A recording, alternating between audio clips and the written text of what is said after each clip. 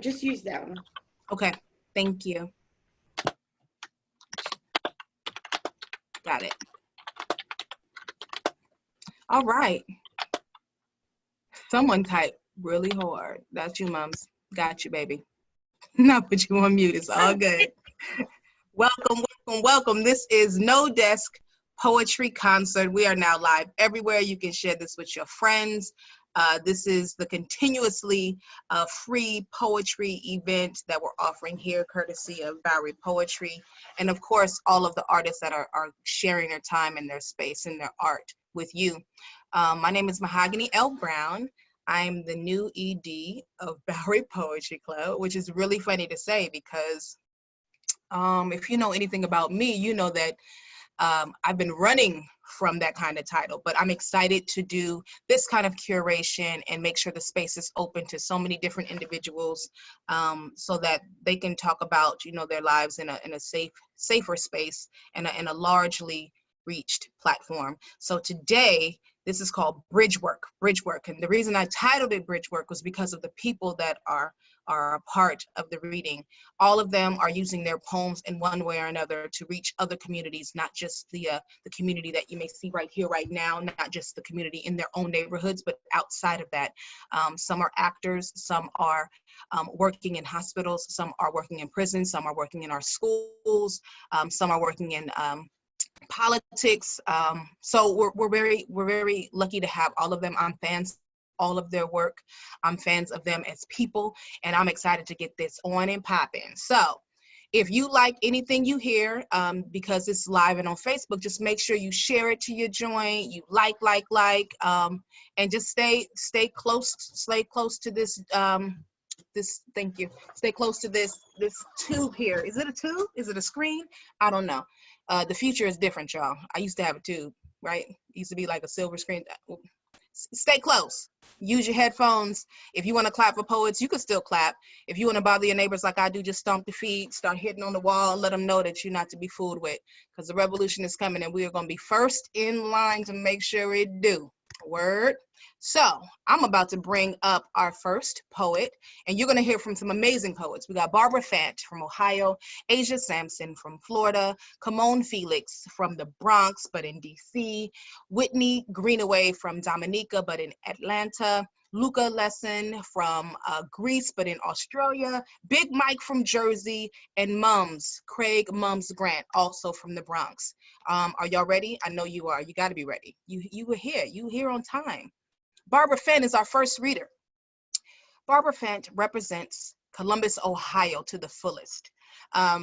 She's represented Columbus in 9 different national poetry slams. In 2017, she was a WOUT finalist and a TEDx speaker. Her first poetry collection, Paint Inside Out, was published by Penmanship Books in 2010. Her work has been published by Button Poetry, Electric Literature, Harness Magazine, and the Ohio State University Press. She has received residencies from Idlewild Arts in Idlewild, California, and Connect Arts in Havana, Cuba. She holds an MFA and a Master of Theology. She is the Artistic Director for Harmony Project, teaching poetry in correctional institutions and schools, and believes in the transformative power of art and considers poetry her ministry. What? Listen. Do you understand what just happened? You about to be super duper blessed, okay? Not only is Barb one of the realest persons I've met in this game, but she has one of the best smiles as well. So we're very lucky to have her here ready to share all that good art. Had to talk her into doing more than 1 minute poem, but that's all good because that's how she do. She trick you. Don't be fooled. She fire. You ready? Make some noise and welcome to the stage, Barbara Fant. Hey y'all. Hey.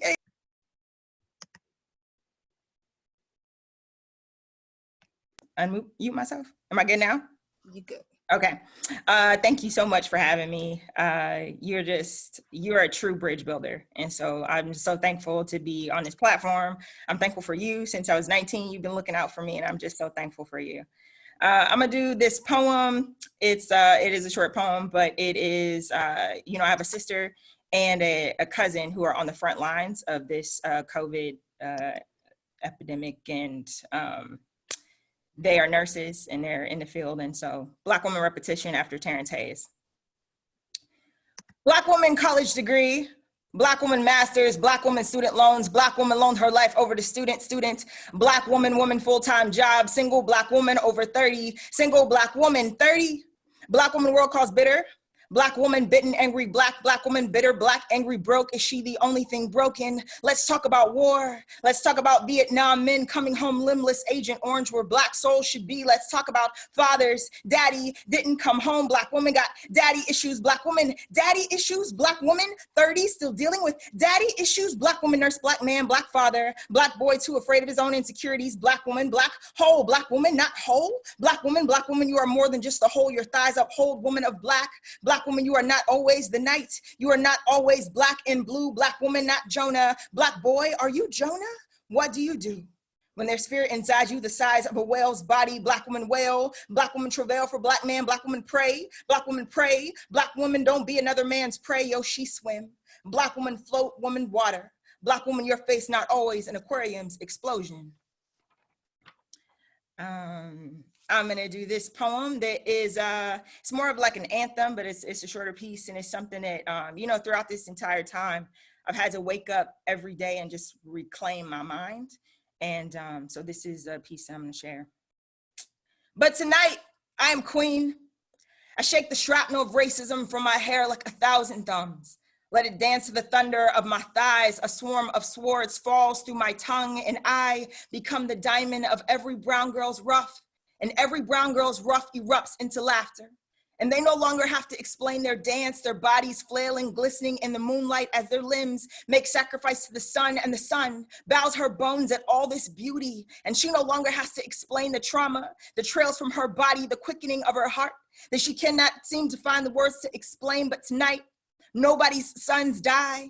Tonight, no Black body is left hollow for us to bury. Tonight, we lift every burden, crank our bodies to the sun, and shout, holler, wail, twerk, work our way to freedom, build a land beneath our feet that no one can ever steal from us. And tonight, call us royalty, rub the velvet from our teeth and tear yourself a garment. Tonight, we do what we have always done, be the greatest resource and the greatest miracle this world will ever know. Tonight, we do not explain our blood. We do not part ourselves for others to have passageway. Tonight, we are the passageway. Tonight, we do not explain our purpose, our existence, our right to live. Tonight, we live.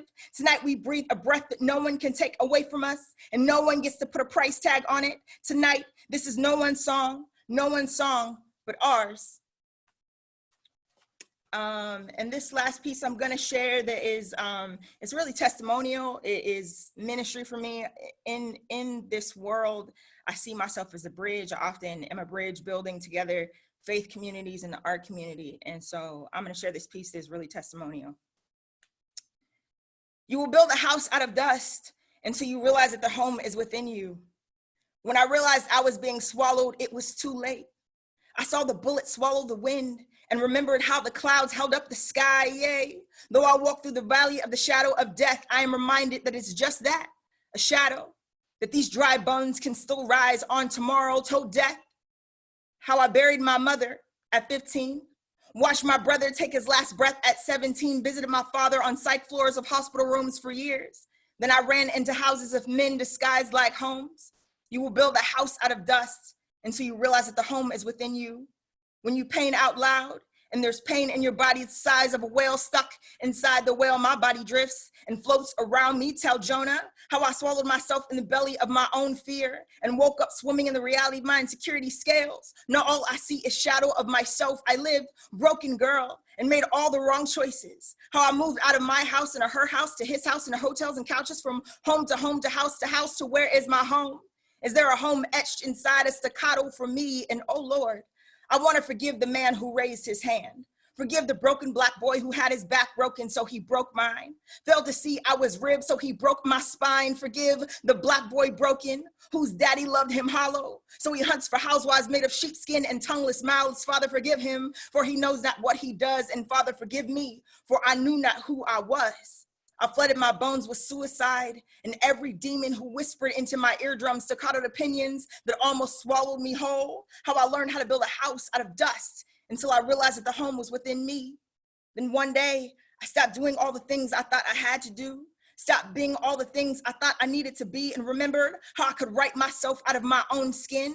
My mouth, a boundary worth breaking. Remembered what it was like to have poems written into me, to write myself into a poem so thick it spills salvation, to cough so many poems from my lungs that it creates sanctuary. And yea, though I walk through the valley of the shadow of death, I will no longer fear myself.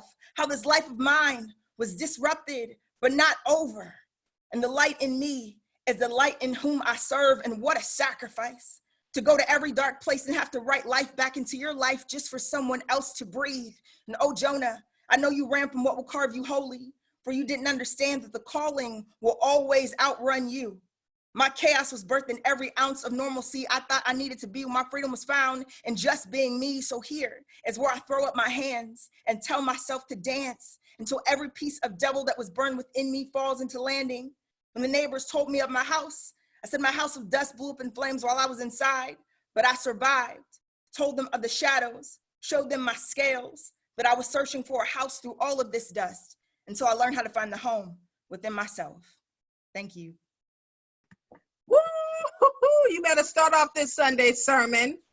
Won't he do it? Oh, yes, Barb. Thank you, Barb. Give it up for Barb.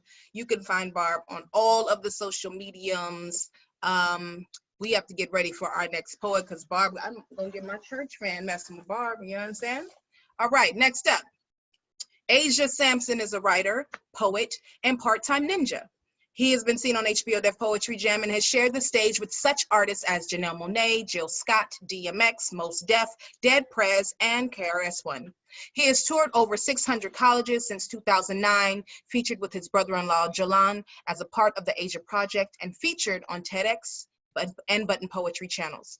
They have broken college booking records for the most booked poetry act, garnering them the awards of APCA College Performer of the Year and thrice APCA Spoken Word Artist of the Year. And most recently were featured by NPR's Tiny Desk Concert. Another great thing to know about Asia is that he's hosting Bowery Pop-Up on our Bowery Open Mic Pop-Up on, what is it, Wednesday the 8th? Yep, on Wednesday. Yep. So come and share your poems via IG Live. It's going to be amazing. He's one of the first people I ever met with a drone, and he uses for good and not evil, making one of the most amazing poetry videos ever. Welcome to our stage, Asia. What's up, everybody? This is like crazy. Okay, so let's do something fun. Since anyway, this is the poem that everybody quotes me on. It's really my least favorite poem, but it's the quote that I'm always asked to do. So let's just open with it first. So I want to love you like the 90s. I want to love you like gazelles in cross-color overalls. I want to love you like a new pair of Felix and K-Swiss kicks. I want to love you like Junior Dance 1996, where you and I can rock the same outfit, airbrush t-shirt and oversized flannel. You with the Aquanet hair, the fan above your forehead. Me with the Gumby flat top that lean to the side, taking prom pictures, posing next to a plastic pillar with a castle in the background. I want to love you like the 90s. I want to love you like DoorDash backpacks and Trapper Keepers. I want to love you like you love your beeper, Motorola Bravo, clear case with a chain on it. And when it goes off, you'll know it's me because I'm the only one that beeps you 143. See, love never needed text messages and cell phones because we both know it ain't love till I'm throwing rocks at your bedroom window. It ain't love until I have the guts to call your house at 11 o'clock at night, hoping your father doesn't pick up because you know you're not supposed to call a house at 11 o'clock at night, but we got a system. Call and hang up after the second ring. And we never had to worry about the battery dying because our phone had a 30-foot cord that we from the kitchen, down the hall, and into your bedroom where we'll talk into the night saying things like, you hang up first. Now you hang up first until we stay on the phone till we both fall asleep. I want to love you like the 90s. Back when we made book covers out of paper bags. Back when we passed notes in class. The ones we used to fold with a little flap that says pull. Back before Facebook turned us into disconnected fools. I don't need a status that says in a relationship. I need a status that says we go together. I don't need you to like my comments. I need you to check like at the end of my letter. And by the way, writing and checking maybe is not an option. Pick a color. Blue, BLUE. You do like me. I want to love you like the 90s.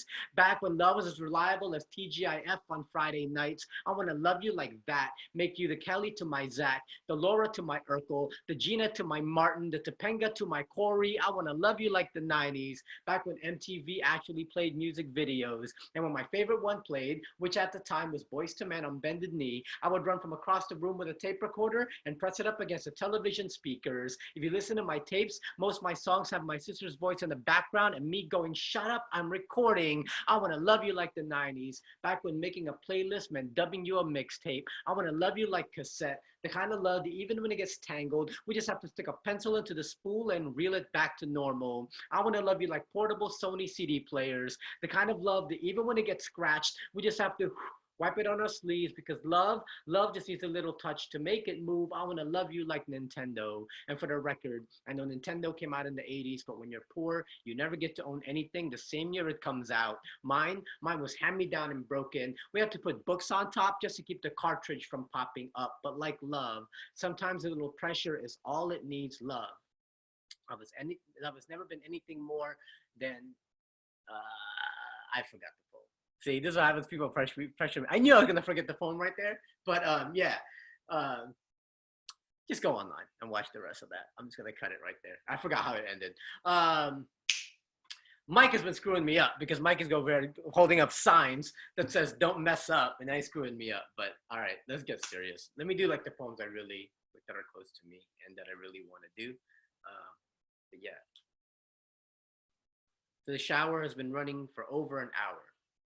When I find her, she's sitting cross-legged at the far end of the bathtub, and without looking up, she says, the blood has finally slowed down. These were the first words she's spoken since the hospital. I'm sure she's been waiting to speak until now, at least here, with the water streaming down her face. There's no way for me to tell if she's been crying. She says, remind me tomorrow to cancel the baby registry. What am I supposed to say? I'm supposed to be good with words, but right now there's a bright pink river snaking its way towards the drain, and I can't get my tongue to paddle us upstream back into her womb where we left our happiness yesterday. I read the story of a 12-year-old boy, locked for 2 years in the bathroom, the light switch covered with duct tape to keep him from turning on the lights. When they found him, he was too weak to climb out of the bathtub on his own. Before that, I read the story of a 3-year-old child hung upside down and beaten with a frying pan, then left to die on the floor while his parents fucked on the air mattress next to him. Before that, I read the story of a 6-year-old girl who felt the only way to overcome the bullying was to hang herself with a jump rope. A jump rope. At what point did she feel so ignored? She felt the only way to be heard was to turn that jump rope into a cord, tie that cord around her voice, anchor it to the heavens, and play telephone with God. Sweet, sweet girl, if only my wife would have heard you. She would have answered that call. She would have shown you how to use that jump rope properly. It's why I don't tell her these stories of these children born into monsters and afraid to sleep in the dark, because it would only remind her there's a nightlight we bought for the nursery that will never be used. It's even one of those night lights that light up the ceiling with tiny stars. That night, we slept in each other's arms, our bodies entwined into a figure 8 of infinity, because that's how loud we dialed up the silence. And the only words of comfort I could muster was to tell her we'll just be the best and an uncle to everyone else's kids. Like this was some sort of consolation prize. Sometimes the math just doesn't add up. On one side is a child wanting nothing more than a safe place to sleep. On the other, our parents staring at a crib they will never get to assemble. My God, can you not see this? Can you not do something to close the distance? Or at least tell me what to say to my wife to lift her up. When an empty womb feels so heavy, all she can do is collapse in the corner of our bathtub that Sunday. As I sat in church with my arms crossed, I glanced over to find her on her knees, her surrender telling me that sometimes the only way up is to hit the ground. The whispered prayers will reach heaven further than my screams, and for 2 years she did this, not once getting loud, stacked each prayer on top of the other until it was high enough to pierce the clouds, and finally he answered. His cross appearing in the window of that positive pregnancy test, and now I am bent over the same bathtub I found her years before, giving our 2-year-old son a bath. He splashes water on the floor, laughs when I get angry, and when we finish, when I tell him to put his bath toys away, he kisses each one just before he drops it into the basket. He knows how to love because he is loved. He knows how to love because he is loved. I pray every child could be as lucky. Cool. All right, one last poem. I think I'm gonna know what to do for this one. Eris, come here for a second. Come here. So that last poem, I said that I, ended up having a child at the end of the day. So this was the poem that I wanted to write for him. I might as well put him on here. You can watch. All right, I'm gonna do the poem I wrote for you. Okay. Every year, there are roughly 130 million babies and 150 billion stars born in the entire known universe. In a span of 9 years, my wife and I had 3 known miscarriages. All that to say, we spent a lot of time drifting in the empty void of space, wondering why the numbers never stacked in our favor. When we finally caught the comet, the geneticist saw the 100 tiny birthmarks that freckled my son's entire body and told us this was a symptom of neurofibromatosis, a rare genetic condition that can cause benign tumors to grow in the brain, spinal cord, and nerves. At its worst, so many tumors can grow, it can sag his skin and make his face look like it's melting, and I'm wondering, how will I handle the tumors if they come? If I can't even stand to look at the birthmarks that are already there, fast forward 4 years. It's his first day of school and he's throwing a tantrum because I'm making him wear a hoodie in this 90-degree weather, but I can't tell him I'm trying to hide the spots. It's just I know too well people's tendency to be cruel, how they like to chop down trees just to make more handles to mount their axe, and I won't let him get whittled down by sharp tongues like that, watching them take from him and turn him into something that he's not until he slowly becomes the weapon that's turning on himself. I know too well that kind of self-hate, and right now I'm just doing my best to control the fate of what's meant to become of my son. So please just put this hoodie on because you can't yet see your birthmarks for what they truly are. But just then, while standing there naked, he held up his arms and said, "Daddy, they look like stars." Then pointing to the biggest one on his ribs, he said, "Daddy, this one looks like a spaceship. So forgive me for failing to compose myself when he started making up stories of the spaceship flying through the galaxy that is his body. Have I forgotten how much energy it takes to create a planet? Have I forgotten about the black hole that can suck the life out of an empty womb? Have I forgotten about the empty space that was left behind after the first time I dismantled the unused crib in our bedroom? How dare me think I know more about this universe than you do?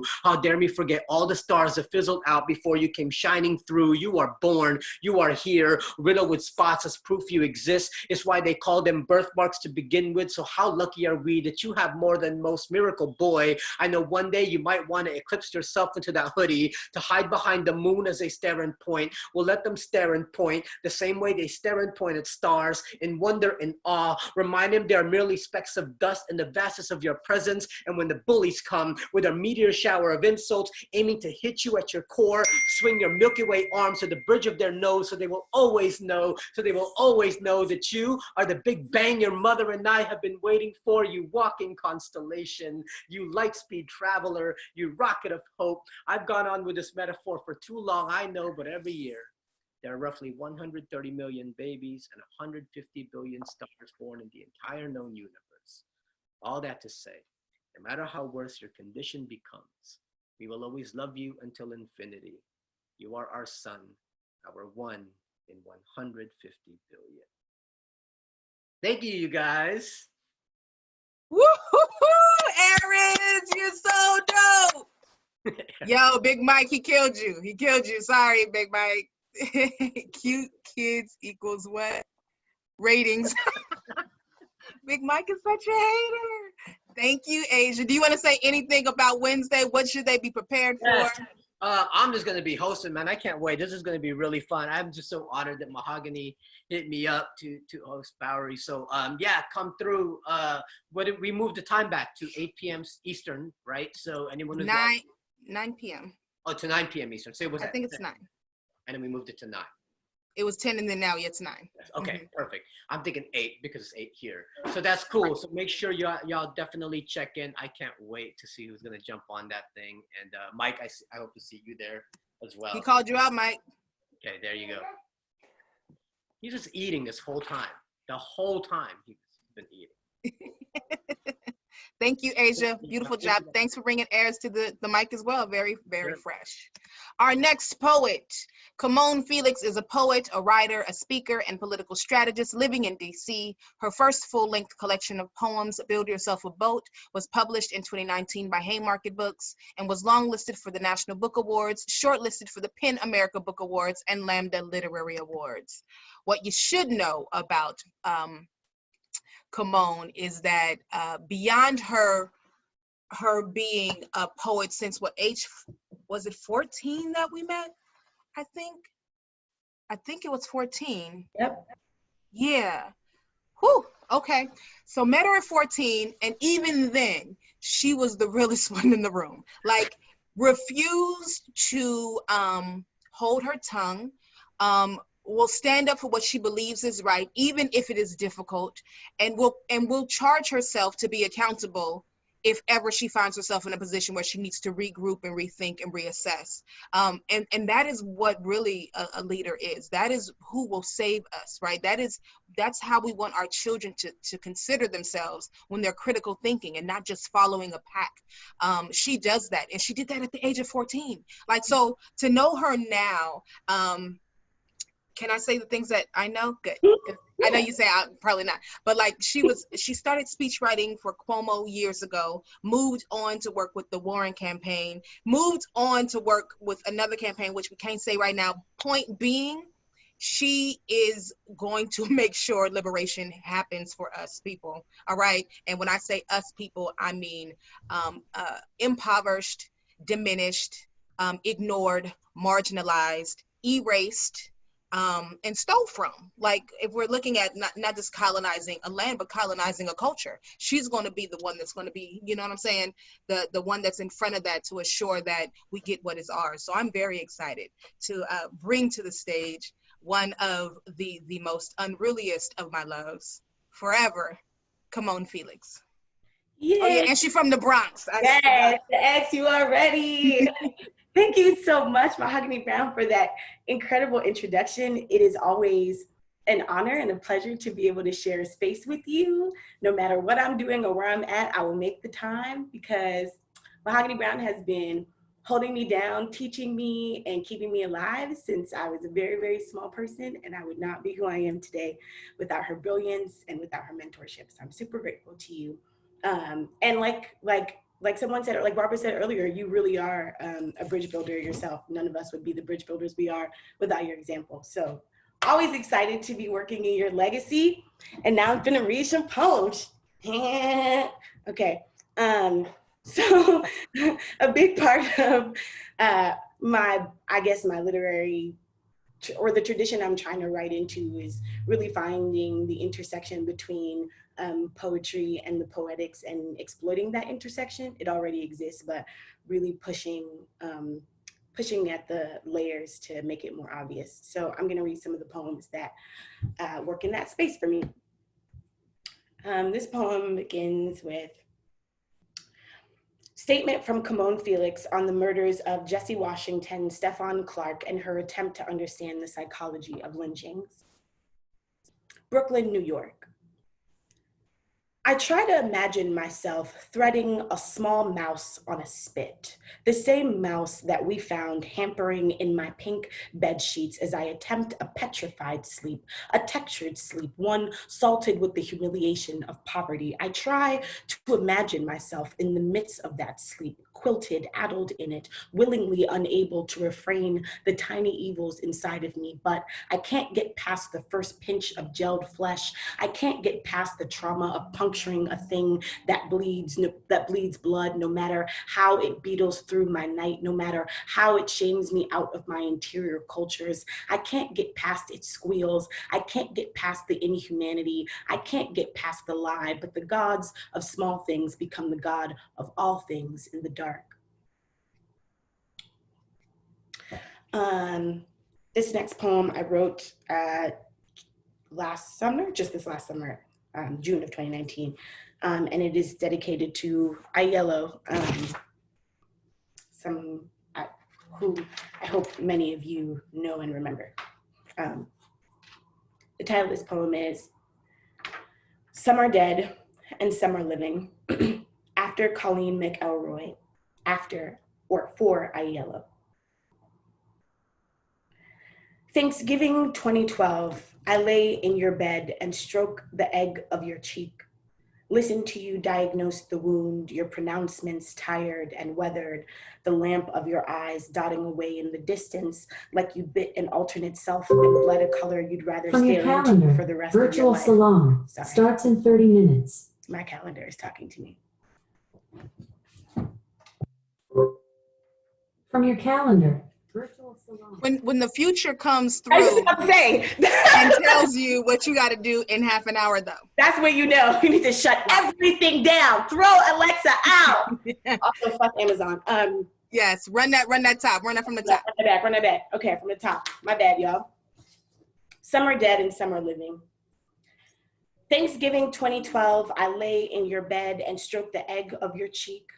Listen to you diagnose the wound, your pronouncements tired and weathered, the lamp of your eyes dotting away in the distance like you bit an alternate self and bled a color you'd rather stare into for the rest of your life. I wonder about the quixotic nature of a forced ending.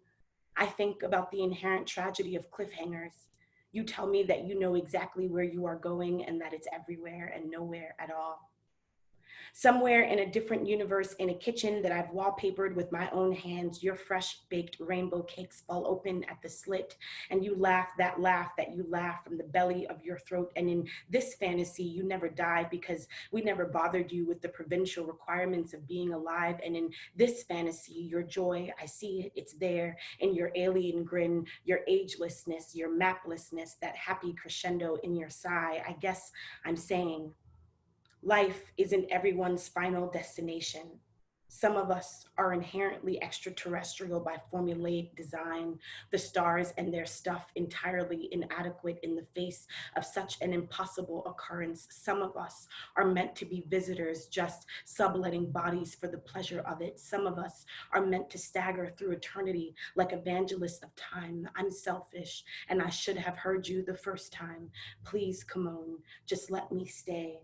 Everything feels so fucking good up here.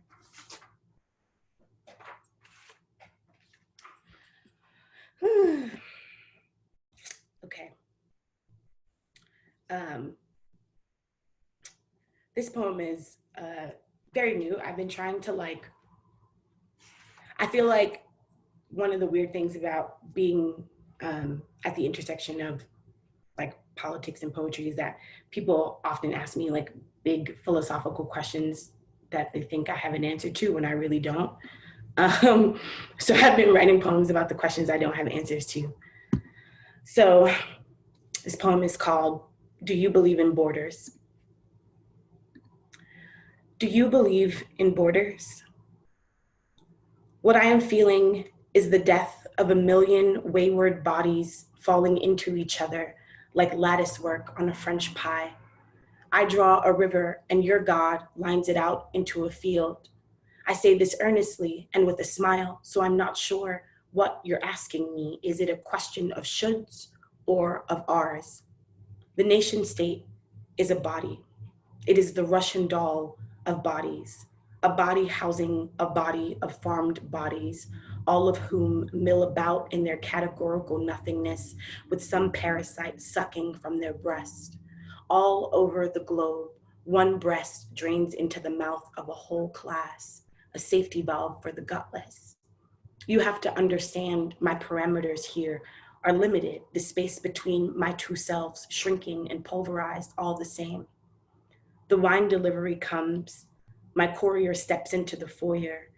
I say, hello? I say, thank you. I sign her receipt. I offer her a Clorox wipe. I stand away at 6 feet. I don't know. I don't know. I know nobody dies at my border.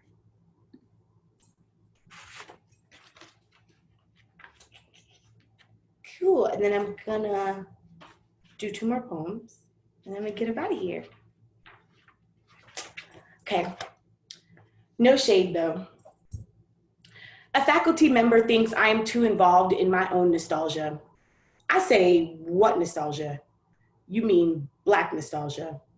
If I can't recall the land of my umbilical severance, then there was no navel to begin with.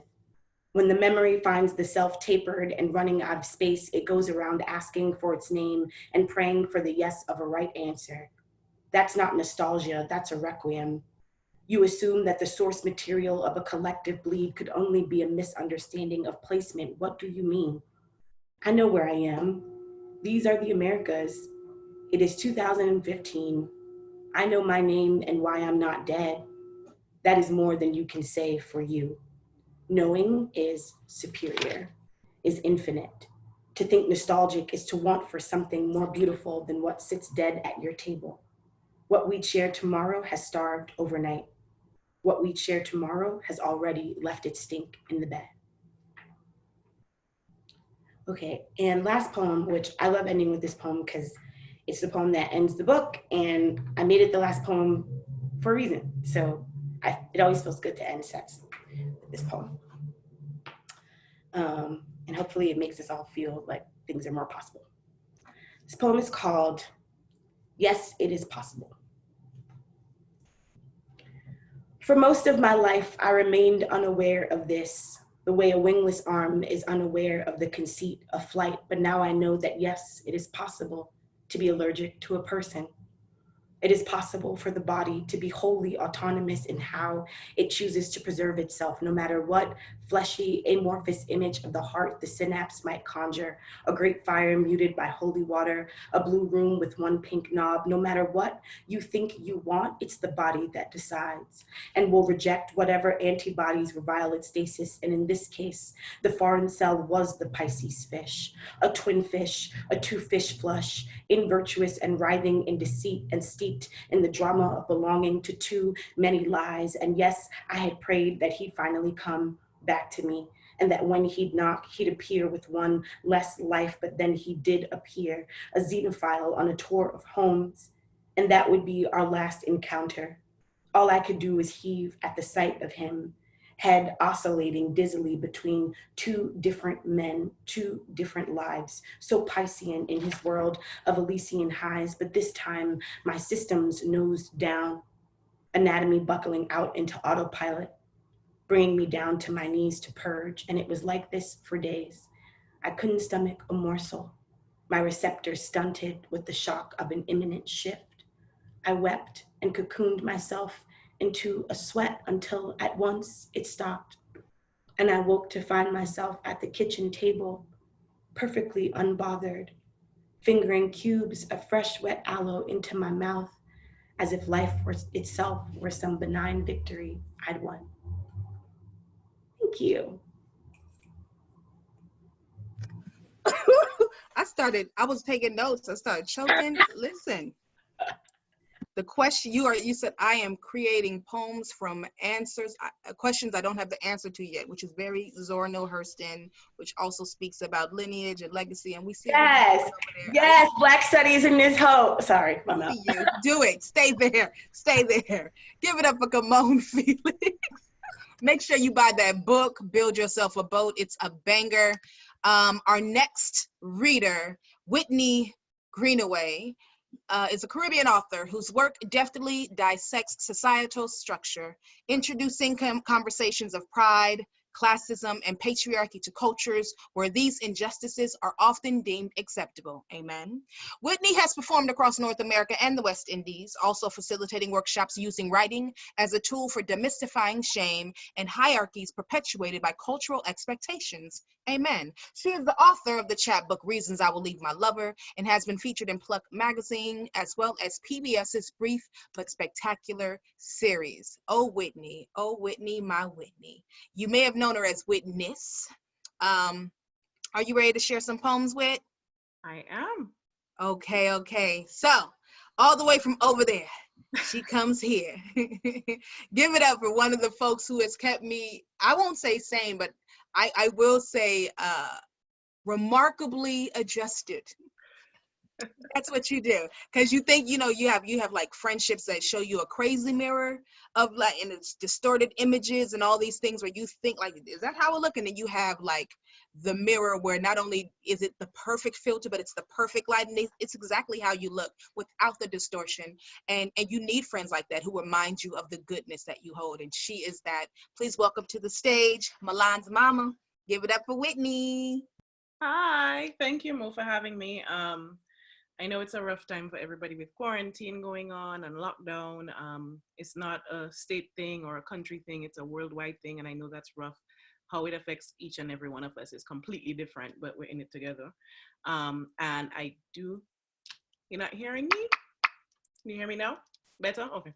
I do appreciate the opportunity to share work. And so I'll start with this poem that a few people asked me to read. It's online, but I will read it again. It's called The Purging. There is the man I love, and there is the man who loves me, and there is the man I love because he loves me.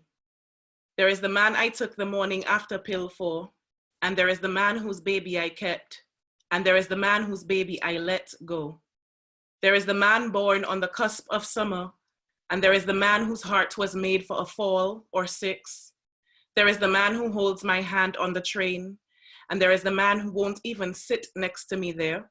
There is the man I wish was my father, and there is the man who talks to me like he is, and there is the man who, when I was 16, invited me into his and my mother's bedroom, and there is the man who taught me to forgive it.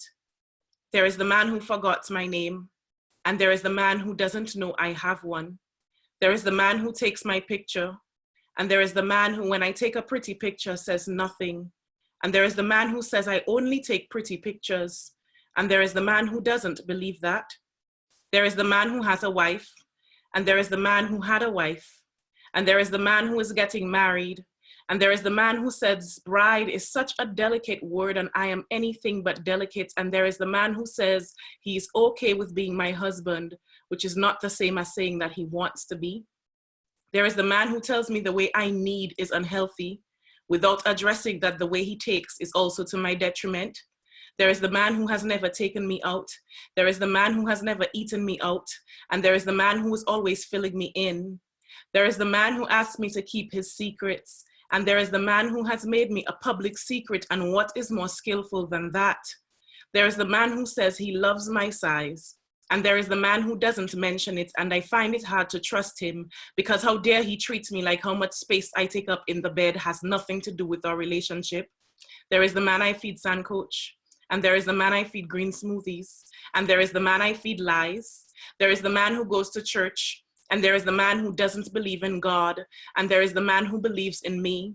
There is the man whose mother still asks for me, and there is the man whose father is dead, and there is the man who tells me that family is a foreign country and who wants to stand in line for a visa you may not get approved for anyway. There is the man who tells me he will never forget me, as if that is some kind of prize to be chosen only to exist in memory. There is the man who says he will always love me, and that is still only a temporary comfort. And there is the man who says he will never leave, and there is no man who has kept his promise.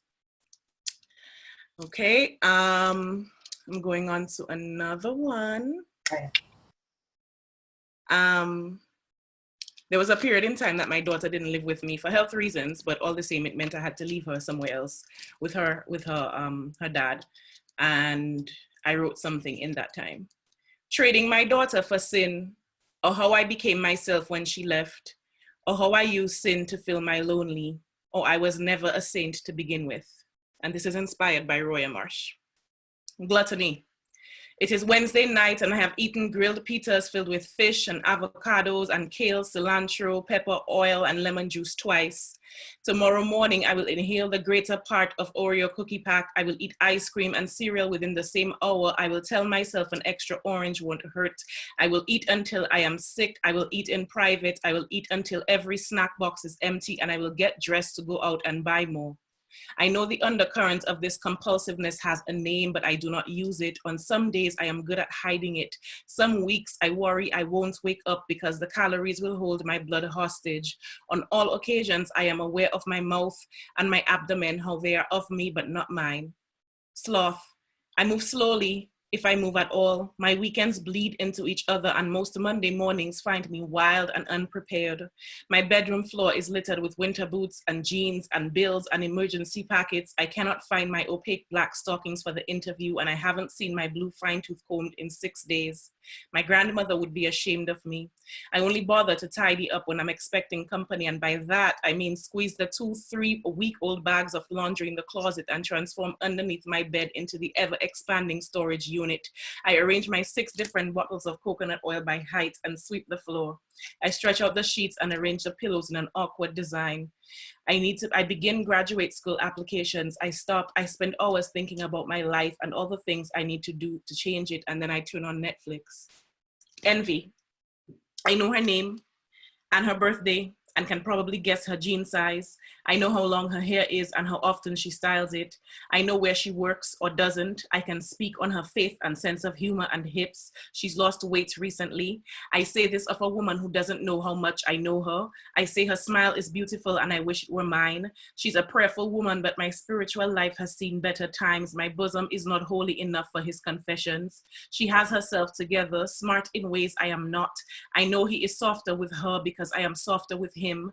It is something I have witnessed without either of them knowing. She is full of opinion and I offer too much acceptance. She's not afraid of herself, but if she is, he doesn't see it. My mind has considered all the ways that she has been touched by him. Greed. When I have extra money, I should save, but isn't that dress cute? And doesn't it translate the same on my body? Do you know how seldom that occurs? So should I not buy it in every color? And these boots, brown doesn't go with everything. And that book, it's the newest one. And that shrimp, am I not tired of chicken every day? Do I not deserve these things? Do I not need this drink to make me loose-tongued and opened and memory lapsed? Am I not allowed a new hairstyle and this plane ticket? And what if I prefer cocoa mango shea butter over Vaseline? Can I not want to smell basic? And what if I have more journals than I need? What if this is how I feel safe? And what if there is no such thing as too much cheese? Look how I am a glutton again. Pride. It took me a long time to become self-aware. It is taking me longer to separate me from myself. Lust. I know how to quell the urges, but stifling a thing does not eradicate it. Last weekend, a man slept next to me and I did not touch him. Praise my restraint, but do not call it innocence. It is more difficult for me to cross an overpass upon first encounter. I know how I think of them. Those bridges I've already ridden. I know every squeak and sway, every weak panel, every stop and go and hurry. Once I've crossed a bridge, I don't know how to stop thinking about it. When I see it again, I don't know how to live without saying I need to get to the other side. They all have arms and legs and thrust back at my passing. They know I like the damp and I am fearless of the fall if needs be. It isn't that I don't know how to wade through water. It is the bliss of being held high and still getting wet. When I am near a familiar bridge, I moisten without preamble. Everywhere is misty and nothing is pure. I am insatiable, you know, so do not hold my hand across new gangplanks. I will dance it to dry rot. Wrath. I laugh often. I am angry often. I am fluent enough in both to successfully mislead someone into thinking one is non-existent while I characterize the other. Joy does not come easy to me. Whenever it is here, know that I am working feverishly to keep it. My fury is a direct result of my inability to grant pardon to the years and people who have pried me open in places never meant for entry. I am one of those people too, so I am hypocritical in my grudges, but this is not the place for that story. The anger is rarely loud. It is mostly quiet, manipulative, and self-destructing. If I am loud with you, rest assured, all of the rage is not yours. I am fluent in transference, and it is how I cope. When I tell Shane I miss our daughter, he says I should have been prepared for this. He asks if I did not expect to miss her when I made the decision to send her to live with him, as if he didn't understand that me keeping her wasn't in her best interest. I don't respond. Instead, the next day, I yell at the man in the deli who has put mayonnaise on my sandwich after I specifically asked him not to. I know it really isn't about the mayonnaise. It is about guilt and shame and anger. It is about smearing my life with things I do not want and do not quite know how to control. And one more is about going home to Dominica. You know, I mean, if you know anything about, I think, not only West Indian culture, but I think Black culture in general, there's always like some comment about what you look like. And so I wrote this short poem about that. Every time I go home, someone asks, you put on size, man. What caution are you eating up there? You're not seeing you too big? Where you going with all that?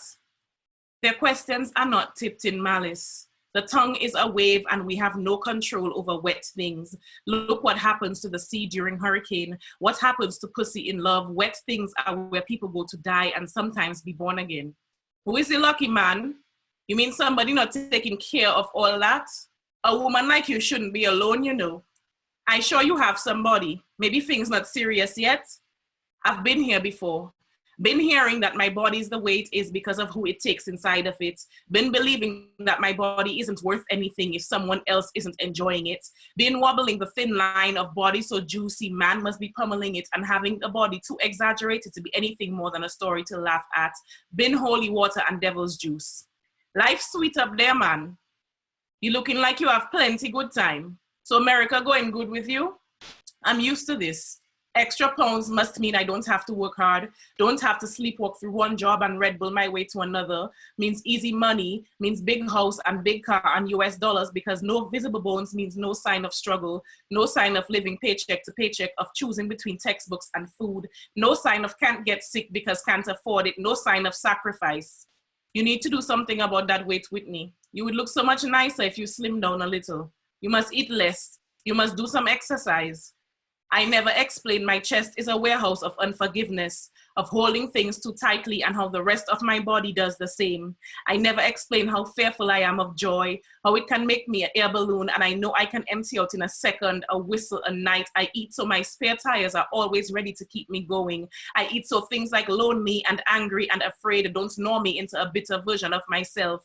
I eat so the ghosts find some other coffin to dance in.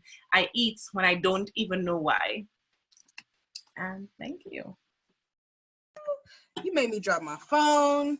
Lord be offense. Whitney, thank you, Whitney. Thank and you. what I forgot to mention, or I wanted to wait to mention, is that Whitney is also an essential worker. She is out there every day working in a hospital setting and making sure that folks get home to their families. So please, everyone, clap if you care. You can also we're putting the links up so you can pay, you can tip the poet.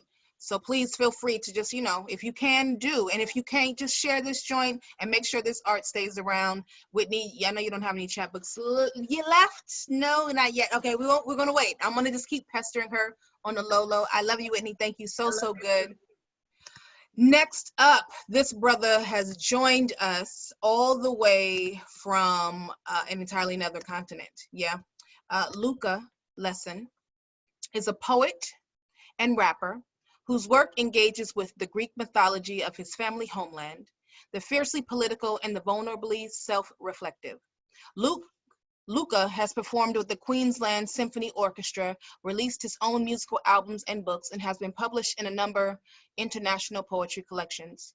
Luka has toured with poets such as Shane Koizakan, Omar Musa, with musicians including Akala, Nako, and thinkers including Dr. Cornel West.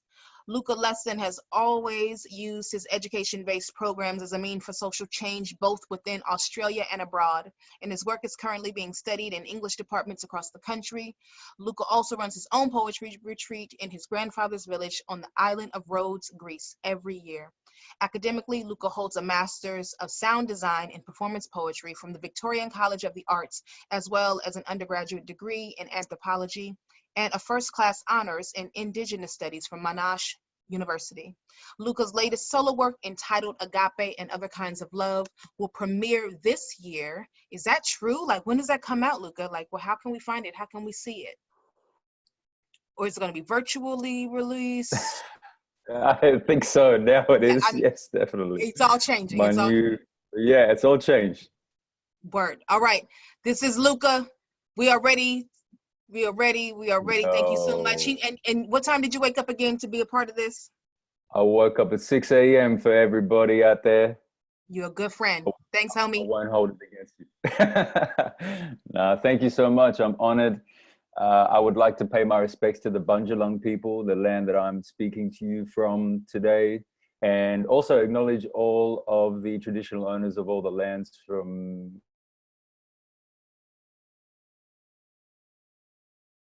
everyone's listening from and everyone's speaking from.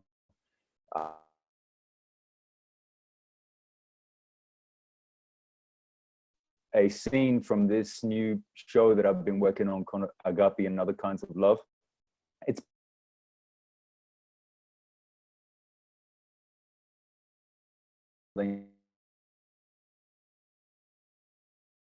a go-to form of love for Christian conversations around universal love. Also many other different types of love, like erotas is like a erotic type of love.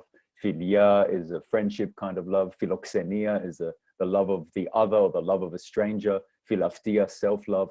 And so I decided to write this long exegesis on these types of love. And it starts with the creation story. So I thought I'd begin with the beginning.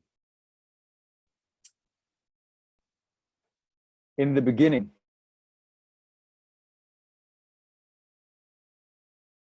we had the words to articulate a beginning. There was a breath, an open mouth. Chaos regurgitates a snake. They spit a thick oil slick into the abyss, a heaving mass vomited from the mouth of a god. They hang in an empty void, like a fat baby in the womb of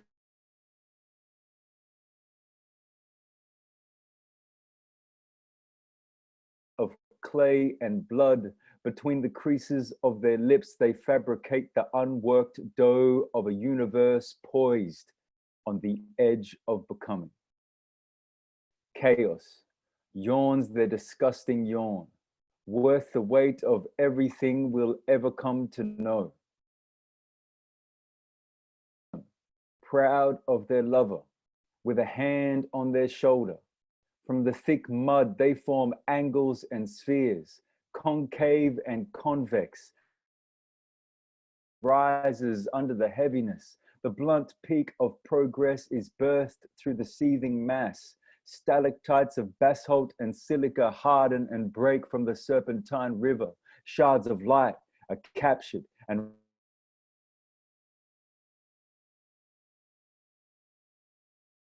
is flicked like a marble into a tiny and insignificant galaxy. Reptiles and fish with their shimmering scales separate from mineral seams. The muscle-heavy silver, the soft-bellied river salmon swim from rose gold. Whole species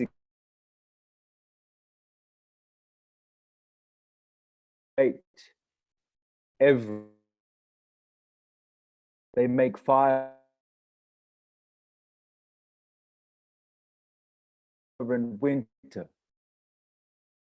Rhinos and elephants fight in the bite of a venomous spider, scorpions, diamond pythons, monkeys in their balance, tigers with their patterns, eagles with their talons, flowing manes on wild stallions, beetles and insects, ants in their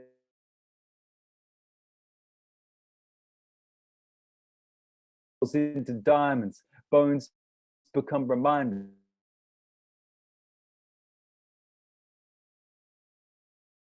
Pushing the parameters of the patterns found.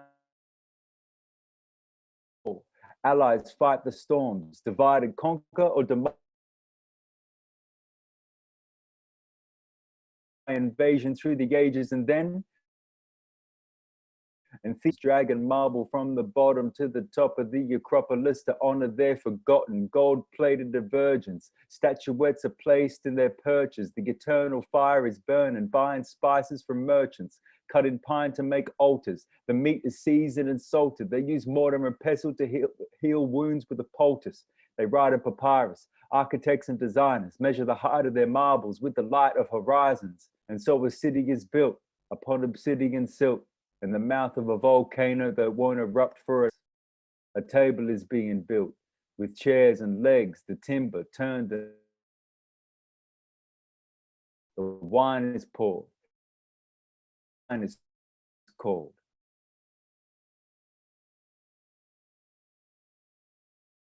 The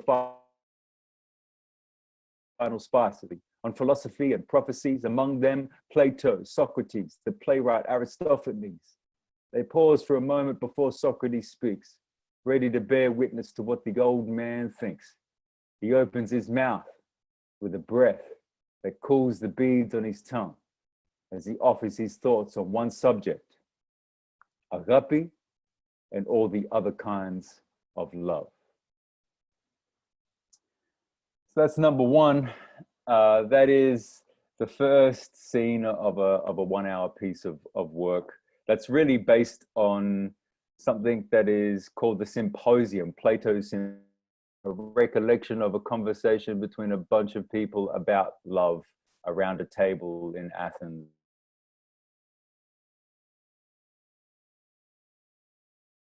Of love turn up deeply for the past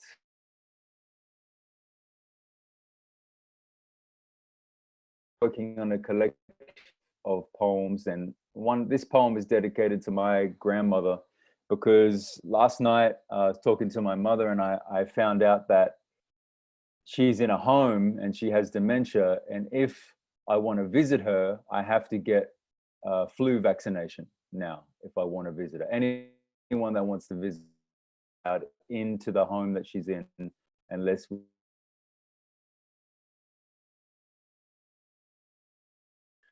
and so it's really interesting to me how these times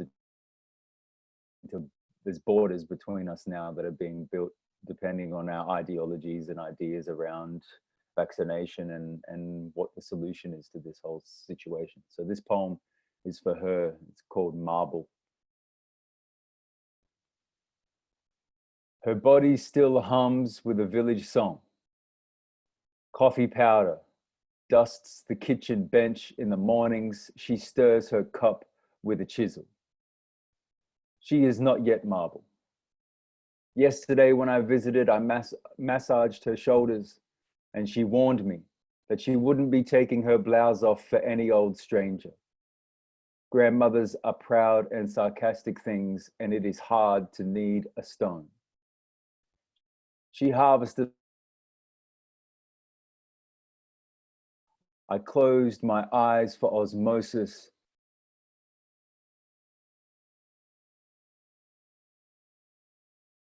And have been guarding them for decades. Uniforms.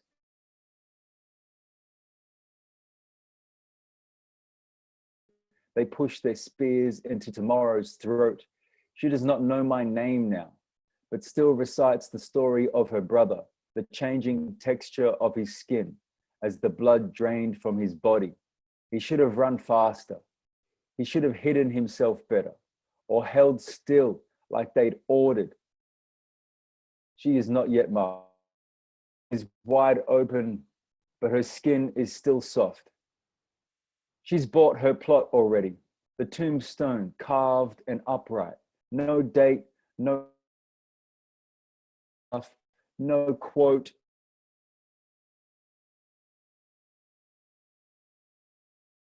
To come and give them their meaning. Be a well-hidden monument. The soldiers won't bother her there, nor the brood. She will be with us, but she will be quiet, and I will sing her a village song. That one's for my yaya. As Mo said, I've been delivering a workshop series, retreat, writing poetry and visiting my grandparents' village on the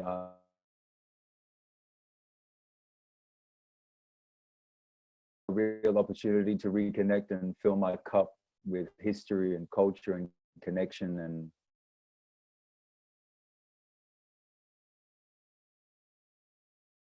up the strength of my culture, but it's also important to critique what goes on around us when we return as members of the diaspora. And one of those critiques I have is around sexism in Greek culture and around this machismo in Greek culture. And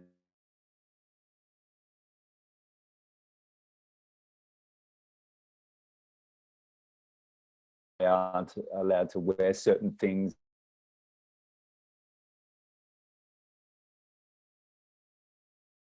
makes me extremely glad that I grew up in Australia to be able to have a wider view of things than is possible in that bubble of Christianity, or that bubble of orthodoxy. So I wrote this series of poems called Church, and it relates both to Greece and Australia and the hip hop.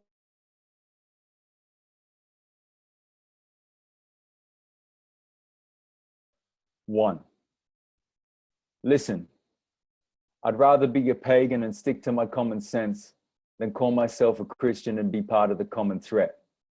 If the patriarchal system that wants women in the kitchen developed a global system that tells them to sit and listen, then are those doves perched on the spires, or are they just pigeons? Is that love that's got us inspired, or are we in prison? Tell me, how much does it cost to rest all your blessings on the shoulders of your sins? I said, how much does it cost to rest all your blessings on the shoulders of your sins? That's what I'd ask the soldiers before their massacre begins. 2, what's more important for you as a Christian? For your child to be baptized, or to save another?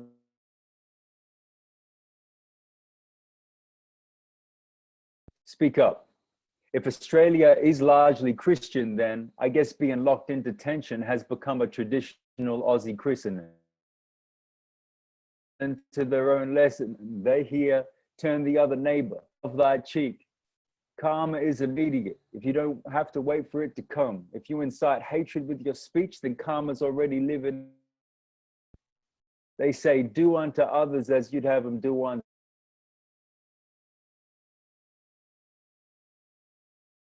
children, lock them in a booth, charge them with terrorism because they look like you. Or how about if we made a Christmas cake, their bodies like we were gardening, and since there'd be no witness except the killers, and then we'd pardon them and keep celebrating Christmas like they weren't the ones that martyred them. Damn, that's the history of this continent. Eesh, that's the missionaries' consequence. Oof, that's the Bible and its operatives. That's the silence of cooperatives. Preach. I think I'll just do, I don't know how much time I got. I think I've got just one more. Is that right, Mo? One more. No. All right. So,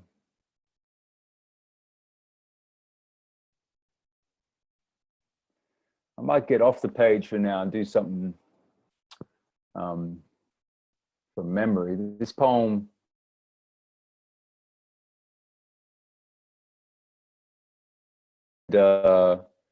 it's really a poem about resilience, even though it kind of steps to the edge and comes back from the edge. This poem is called Bones. There are 206 bones in my body, and mine, but I'll be white ochre if I want to. I'll be bleached by sun and soaked by sand if I want to. Decomposed and desired if I want to.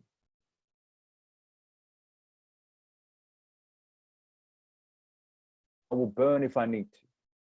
Be dust if I choose to. Desire smoke signals of yesterday.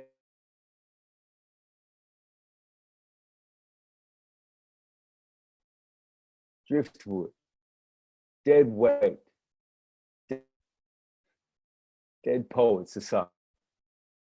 There are 206 bones in my body, and each will be fine bone, china, teacup discussions of what could have been. Use my fibula to mark the outline of what went wrong. Reform my skeleton into a shape of something you think you could come to terms with. Like, how did he? Why did we? When was it? Why wasn't there? Why didn't we? There are 40 liters of water, a fucking flow. I'll build if I want to. I'll build a river.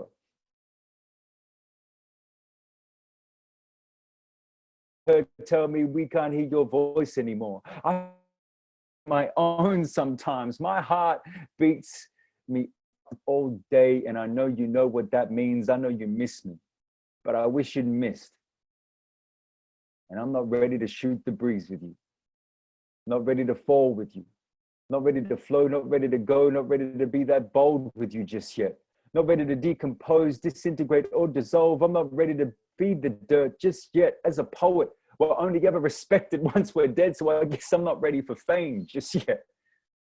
I'd rather be anonymous, but breathing, alive.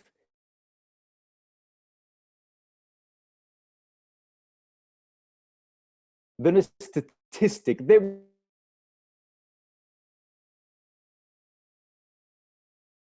in each vein a name. So when I'm gone, you still can't use my name in vain. And there are 36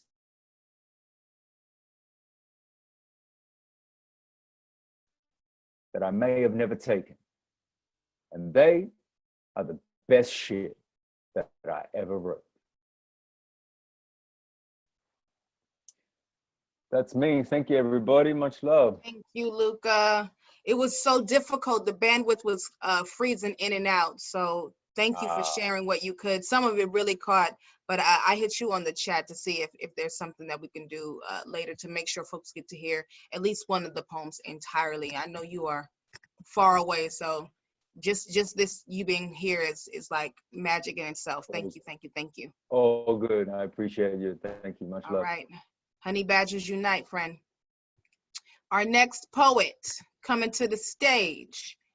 This brother comes all the way from New Jersey. Big Mike has appeared on Russell Simmons Presents Def Poetry Season 6 and was a member of the 2005 New York Slam team. In 2002, he read his first spoken word piece at Serengeti Plains in Montclair, New Jersey. Since, he has performed at colleges and universities up and down the East Coast. At the Nationals and the Southern Fried Poetry Slam, he's been teaching elementary school for over 20 years and uses the power of poetry to help his students, not only to write, but to express how they feel. Big Mike spent last summer gathering some of his poems from all genres over the years, and in April, self-published Said the Paper to the Pen, a collection of poems written throughout his teaching career.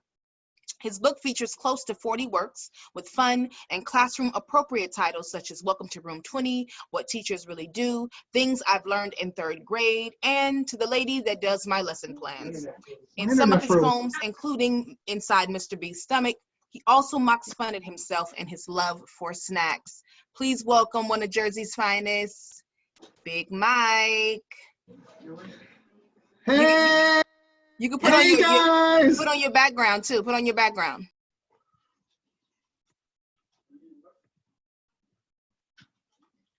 Okay, I feel more comfortable now. Good evening. I would like to say hello to everybody out there except Asia Sampson. I do not like him. Screw that guy. Since you're going for the adorable kid card, I have my baby here. I also have dogs here if it gets that cute.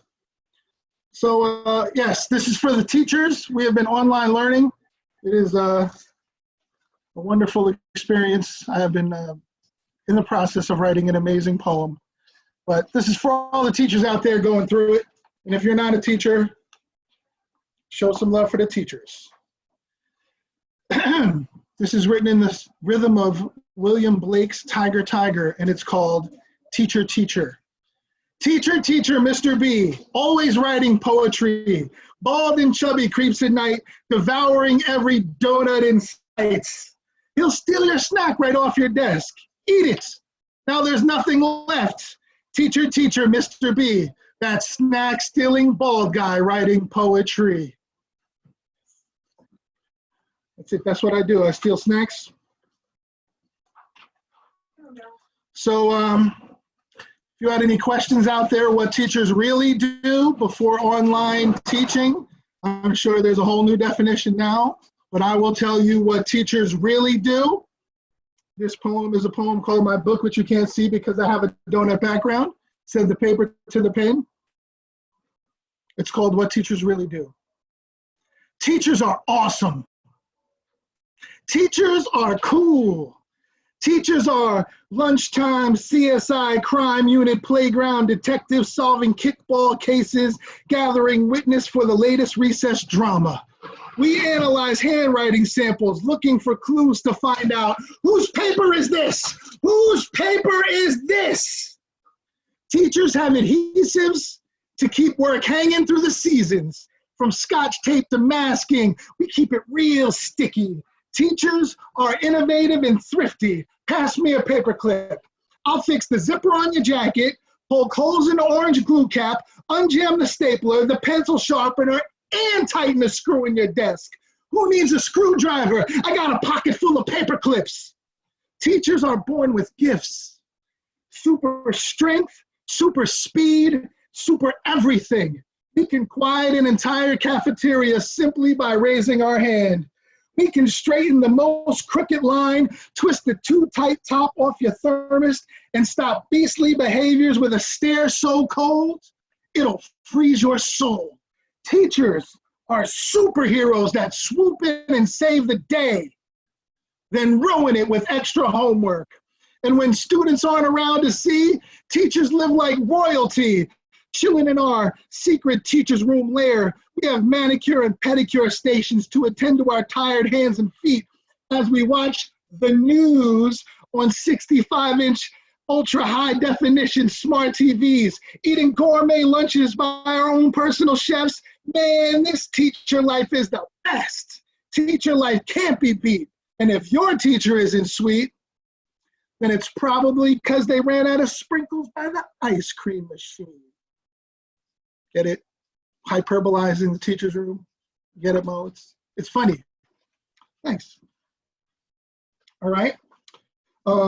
This is my poetry book, Said the Paper to the Pen. I do attack some serious issues in here because, you know, when you're teaching, and I recommend that everybody get this book along with Woke, available through any Mahogany Brown resources. And Mahogany Brown visited our classroom and she got a chance to see our online learning through Zoom. And it's very interesting to say the least. It's a lot of fun. The kids are doing a great job. But, you know, when you talk about friendship and kids and, you know, bullying, you always have to remind the kids to be upstanders. And that's one of the things we talk about in school. So this poem is called If Only. If only I said hello instead of walking on by. If only I spoke up instead of acting so shy. If only I yelled stop instead of freezing with a stare. If only I stopped for a moment and showed you someone cared. I could have made a difference, breathe life back in your day. If only I tried to help take your pain away. And that is that poem.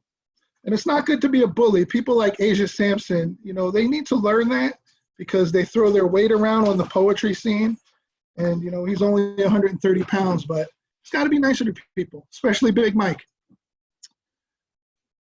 Nobody can see you, Asia. It's all about me now. All right. So I'm going to do a last poem. And this is just to remember why I became a teacher. And hopefully this inspires all the teachers out there. And if you are interested and you are a teacher and you need a poetry lesson, I have been doing poetry lessons on my YouTube channel, Mr. B Poetry. I did like 3 lessons so far. Next week, I'm going to be working on a lesson with Mahogany Brown's book. Hopefully it comes out. But this is just a reminder of, you know, why I teach. And even though it's difficult out there now teaching online, let's always remember why we became teachers. If you asked me 25 years ago why I became a teacher, I'd give you that standard student teacher, fresh out of college, I love kids, can I please have this job answer? But 2 districts, 75 observations, and 663 students later, I know the answer to the question, why do I teach? I teach because the future comedians need an audience and drama queens need a stage. I teach because I love snacking recess and I'm fighting to bring back nap time. I teach because in the eyes of my students, war is just a card game and the worst thing to be is it. I teach because I like to answer questions. Mr. B, why do you wear that same shirt all the time? I only have 4 shirts. Why do you only have 4 shirts? I have 6 kids. Why do you have 6 kids? Man, take your math book out. I teach because homemade cupcakes are heaven and birthday smiles are priceless. I teach because every child is special and labels belong on clearance racks. I teach because watching a student handle their pencil like a wand, transforming their print into cursive is magical. I teach because the corporate world is phony and kids are honest, too honest, but they love unconditionally. Where else can you have a bad day and still get a hug? Where else can you make up answers to questions you don't really know the answer to? And here, I have no choice but to smile. I wear a student-made necklace like a badge of honor and tape Crayola-scented pictures to my desk like they were paintings by Van Gogh. I teach because 8-year-olds have clay minds and I can shape them to believe that love is as simple as sharing your colored pencils and your rainbow goldfish. I teach because green eggs and ham are delicious, and the web that Charlotte wove is way more significant to American society than how many different shades of gray there are. You figure that out. I'll teach the importance of friendship. I hate lesson plans, but I love planning lessons. I've acquired a taste for school lunches and look out my window praying for snow days. I teach because of Sophia. Every day she hugged me, she told me she loved me, and said, Mr. B, I never want to leave the 3rd grade. This is the age of budget cuts, overcrowding, lost innocence, and dense ears. But from 8:30 to 2:55, I teach to leave a mark, have my students cemented in their hearts, and remember me forever. So oh, thank you, Barbara. So sweet. Oops. I think I did the wrong thing. Hold on. All right, so I'm gonna go with no background because I want to show you a picture. And this is the last one I'll do. Mo mentioned the poem Inside Mr. B's Stomach. I don't know if you can see that. So one of my students actually drew a picture for me. And this is the picture and the poem that they wrote inside of it. And it pretty much captures my whole essence as I've been eating snacks here the whole entire time, which I do throughout school. Don't judge me. And this is called Inside Mr. B's Stomach. And I will end with this, and I will thank all of you and wish you a good night. Inside Mr. B's stomach. I like donuts and cookies. All that stuff is yummy to me, but I hate to be my fruit and vegetables. That is nasty. And that wraps up how I feel about life. Thank you, Big Mike. Thanks for reading the youth poems.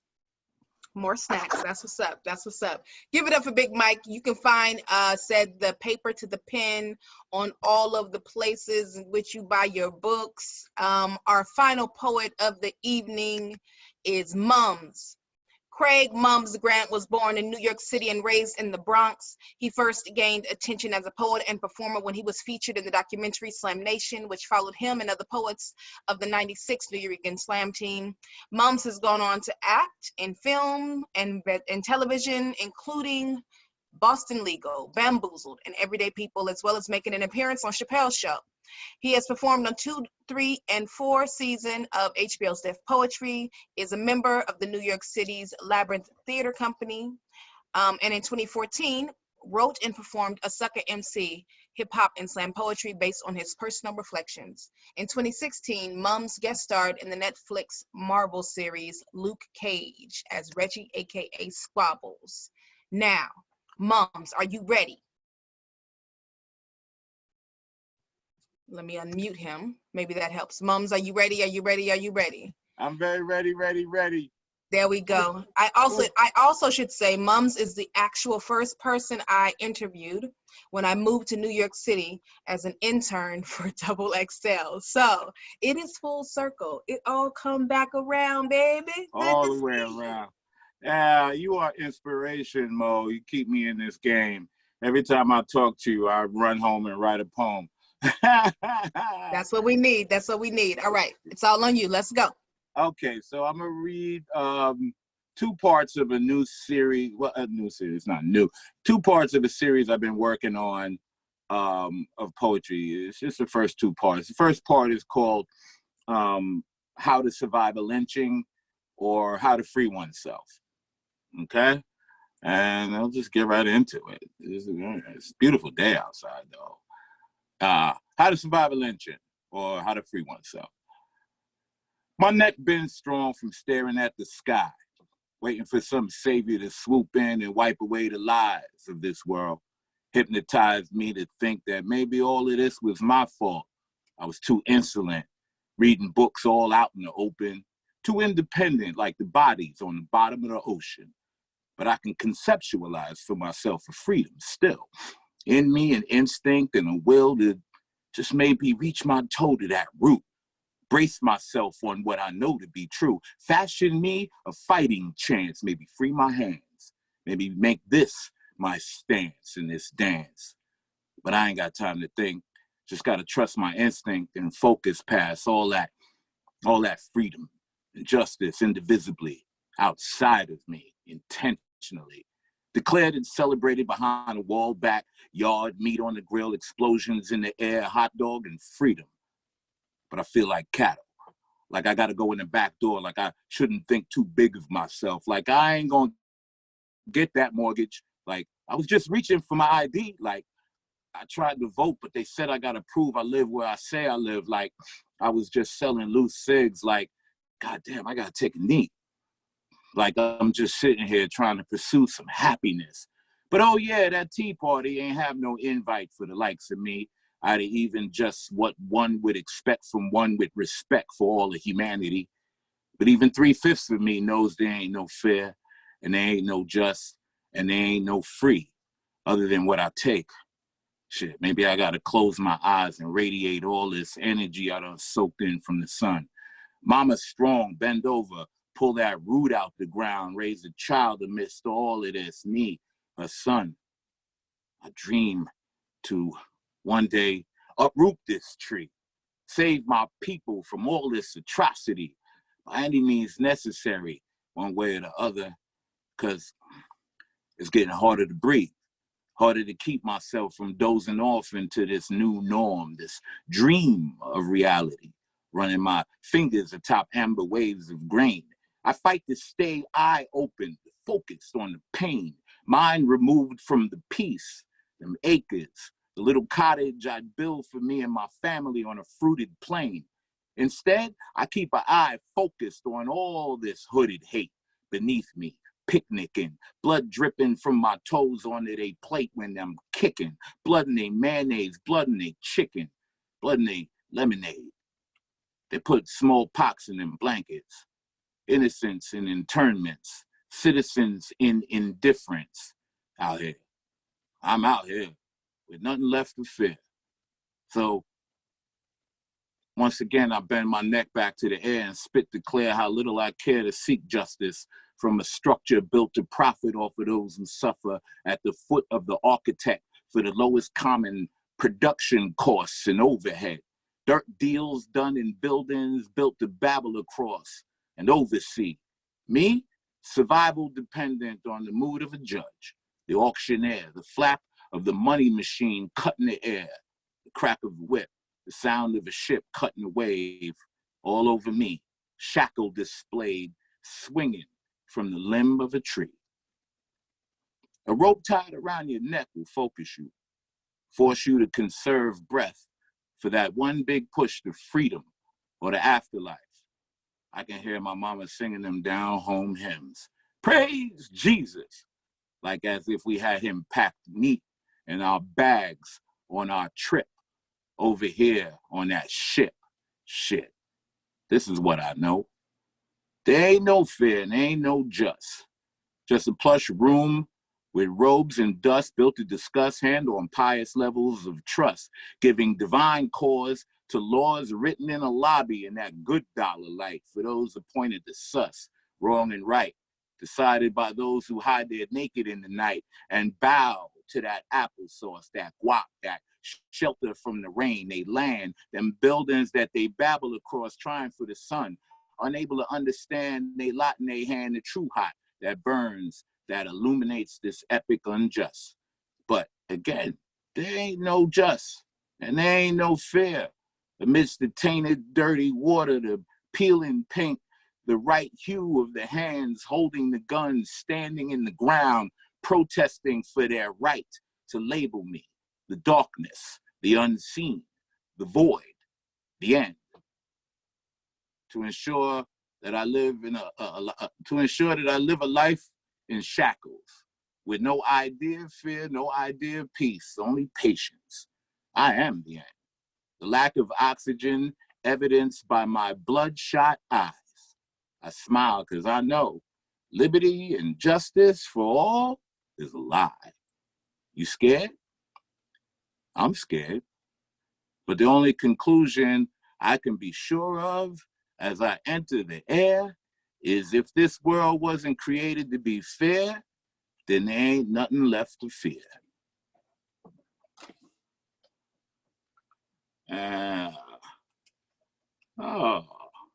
And this next piece, right now it's untitled.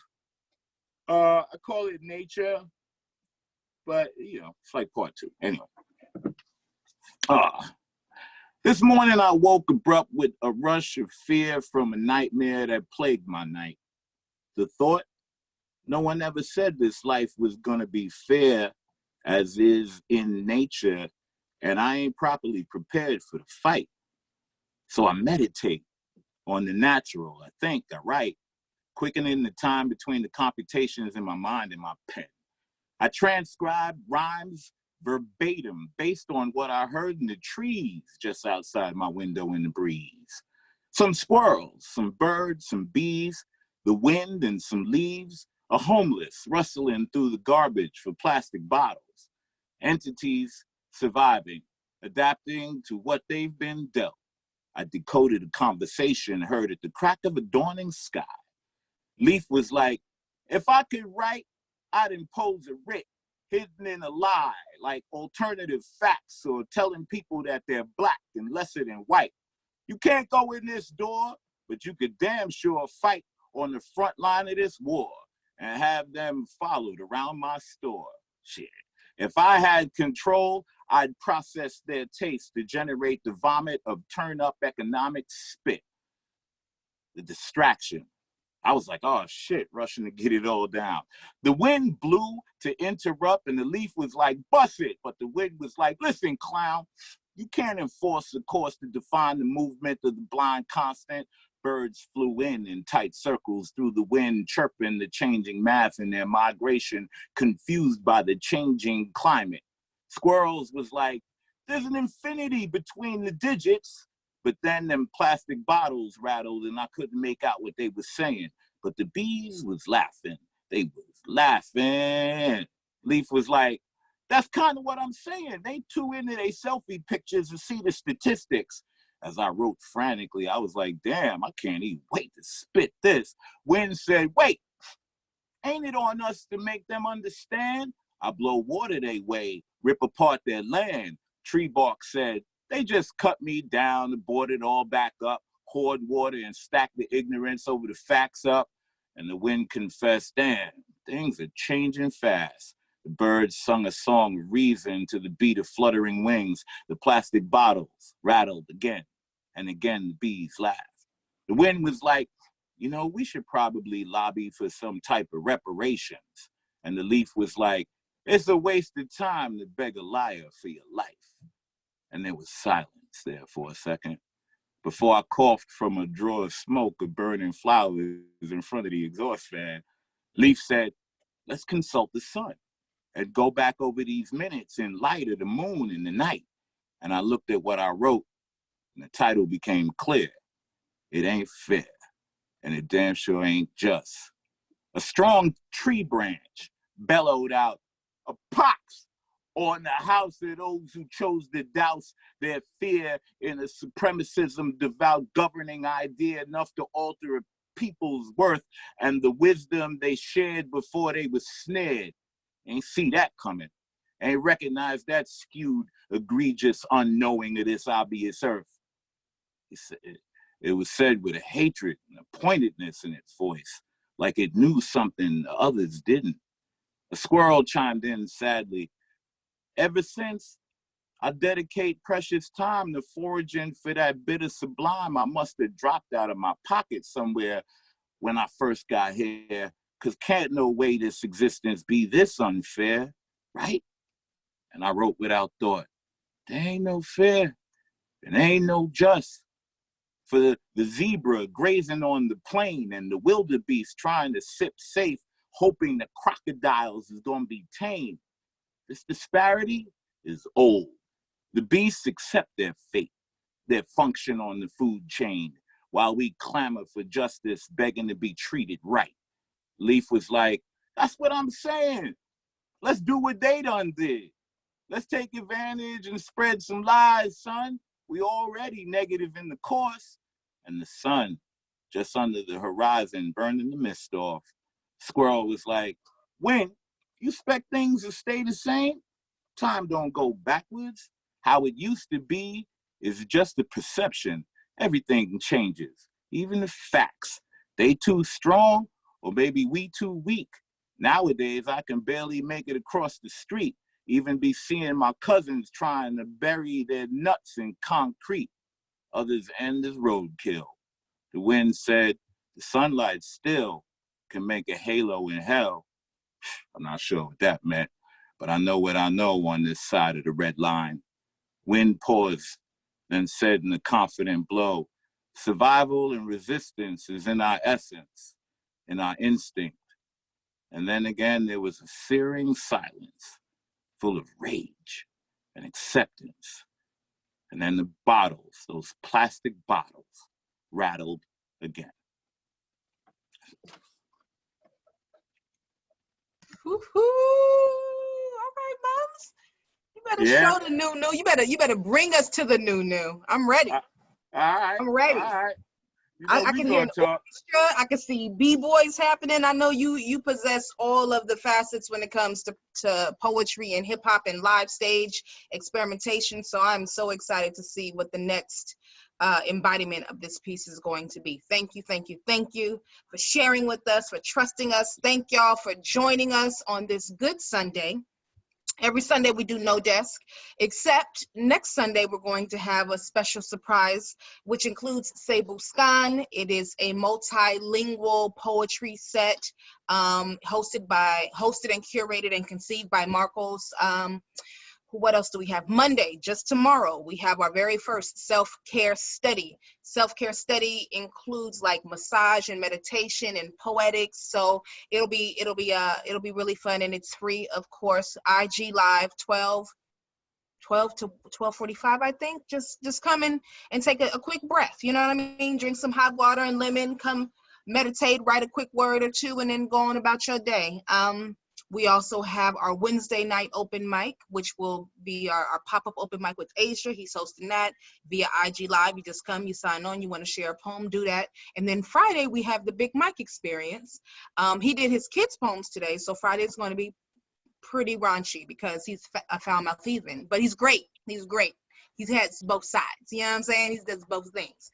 And if I'm correct, he has blues all the way from Slam Charlotte coming through.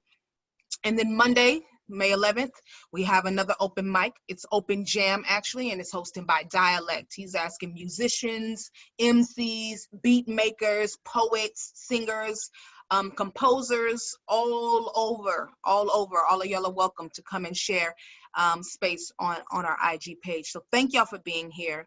Thank y'all for coming back, and we will see you. Our next No Desk is May 17th. You'll see more about it. We'll be publicizing it, but it is already confirmed that Araceli Skirmay, Toy Derricotte, Don Lundy Martin, and Kathy Lynn Che, and so many more. It's gonna be dope. So be back, come back. Until then, stay safe, stay home, drink water, yeah. Keep writing them poems, reading them poems. Y'all want to say anything? I'm going to unmute you all at the same time. So you can say goodbye, farewell. Goodbye, everyone. Everybody stay safe. Everybody stay healthy. Everybody stay strong. Everybody stay calm. Stay calm. Words. And cover your mouth. Do not go outside without your mouth and nose covered, please. In New York, it's actually like mandated now, but some folks, they just do what they want. You have ties, you have a scarf, you got a bed. What's the little thing you put on your pillowcase, stack, all of that. You played Superman before at home. Cover your face up. Yes, please, and stay home if you can, because let's just hang out and do that for just a little bit longer, and that way we can get back to actual venues. If we do this prematurely, we're gonna get another wave, and then this whole thing is gonna just drag out even more. And so, I want to get back on a stage, man, with actual people. I love y'all, but you know, I miss being on stage. And Me too. Miss that energy. But I mean, Whitney is prime example. Whitney, do you need us to stay home or not? Because you are in the actual hospital force. But I'm also in the worst state. We're wide open. Yeah. Wide open. The malls, bowling alleys, everything is open. Oh my God. Mm-hmm. Oh, in Georgia it is. No, I'm not going out. I'm not going out for another 10 days after. Well, we're released in New York on May 15th. I think 10 days after that. Wow. Well, you know what they say? They say in the game of chess, the pawns go out first. Woo! Is that Gemini? Another poet is in the building. This is my adorable deaf poet that I brought to the meeting. One up the cute kid card.